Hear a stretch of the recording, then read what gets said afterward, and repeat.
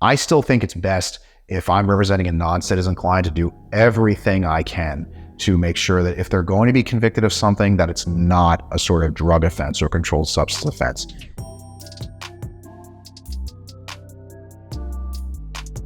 Immigration law can often be very unforgiving for people who are convicted of any types of offenses involving a controlled substance. This is set forth in the Federal Immigration Code, the Immigration and Naturalization Act. Now, we are not an immigration law firm. I do encourage a lot of people to seek opinions from outside immigration law firms if they are facing a criminal case while they're also not a citizen, because it's helpful to have more of that information, especially with the state of California law allowing us to negotiate a case through what's called collateral immigration consequences. This is discussed in another video that we posted.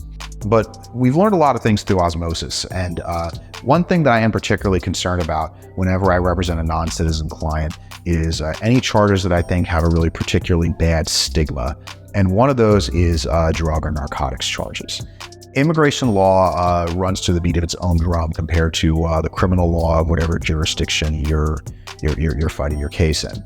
And California, like many other states, criminalizes the possession of certain types of controlled substances, methamphetamine, marijuana, even under certain circumstances, cocaine. All of those things can land you with criminal charges.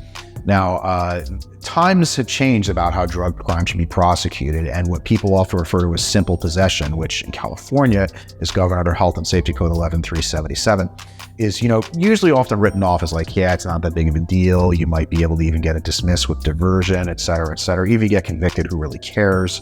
You already have a job where your boss doesn't really care. It's not something you're going to repeat again. So why should we really spend that much energy?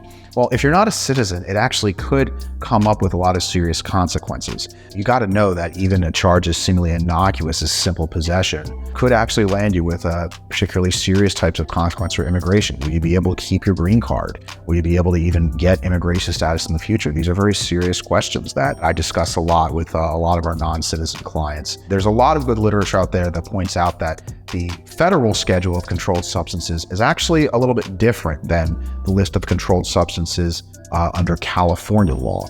And for that argument, if somebody is convicted of possession of a controlled substance under California law without specifying what the controlled substance is, they might actually be able to maybe mitigate or completely duck the really stern federal immigration penalties for people convicted of a controlled substance offense.